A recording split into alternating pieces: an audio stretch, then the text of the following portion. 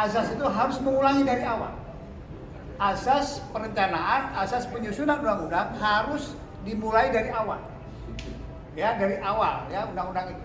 Dan itu penyusunan. Artinya kalau hanya mereview undang-undang nomor 12 sementara asasnya tetap dilanggar, artinya ada pelanggaran oleh pemerintah kepada undang-undang dasar.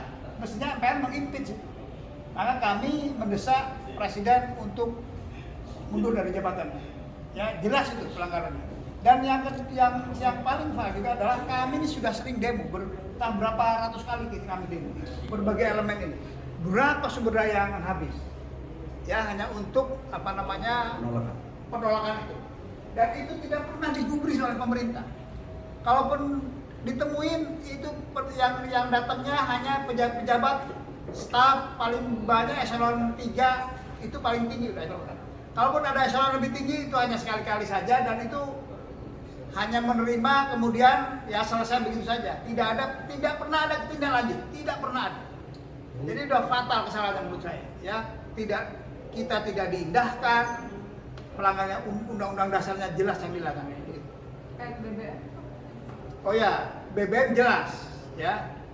BBM itu menurut para pakar, ya, hitung-hitungannya tidak ada sebenarnya. Kami juga buruh tahu itu, bagaimana biaya LRT itu.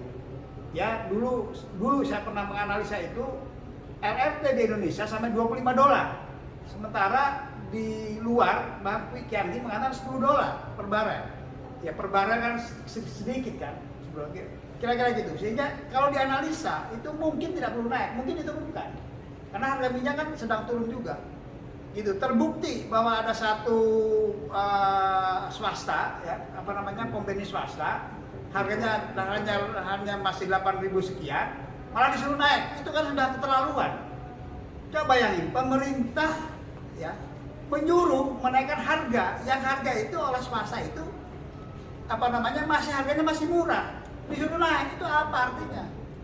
Itu sudah menurut saya sudah kedoliman, kelihatan lah, gitu ya, kelihatan ya. Sementara upah buruh juga dibatasi kenaikannya.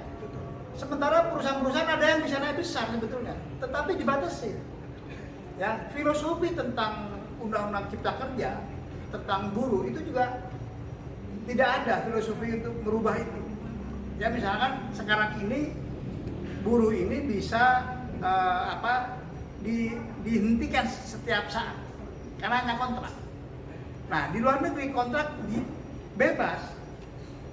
Ya, tetapi ketika dihentikan negara yang menjamin itu. Kemudian gaji kontrak itu lebih besar. Kalau di kita gaji kontrak sudah kali kontrak juga lebih kecil dari karyawan tetap. Kemudian tidak ada yang menanggung. Jadi keberlangsungan pendapatan itu tidak ada yang menjamin gitu.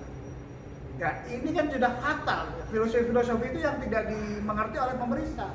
Bagaimana mungkin pemerintah yang mestinya di situ banyak para dokter, semua perencanaan itu membuat undang-undang serampangan.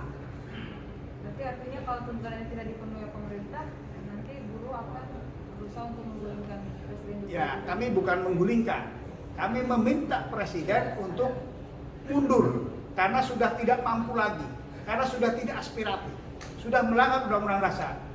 Gitu. Kalau menggulingkan kan kami jadi jadi subversif. Tetapi ini bukan menggulingkan, kami minta mundur. Kalau itu dicabut ya sudah, silakan terus. Sederhana kita minta itu dicabut dan saya pikir juga semua rakyat Indonesia BBM dibatalkan, kenaikan harga, kemudian Omnibus Law dicabut, klaster ketenagakerjaan dicabut, ya kan? KUHP juga dicabut karena akan berdampak kepada aksi-aksi kami. Aksi-aksi kami ngomong salah sedikit saja kemudian jadi ditahan, tangkap kan itu ya. Itu yang kami kasih. Kalau hanya satu dari 3 tuntutan hanya satu yang diwujudkan nggak bisa.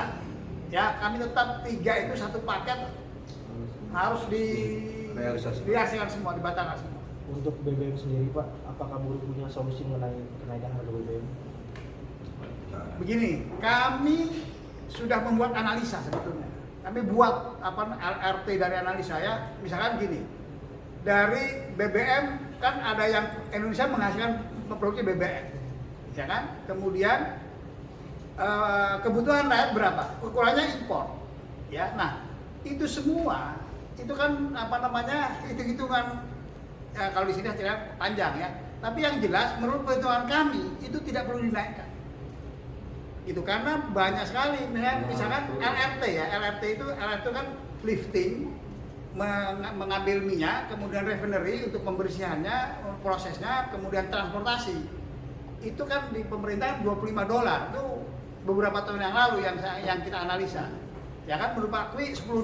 Di luar negeri bahkan hanya $5. Itu kan gila, berapa juta barel kan itu, gitu loh.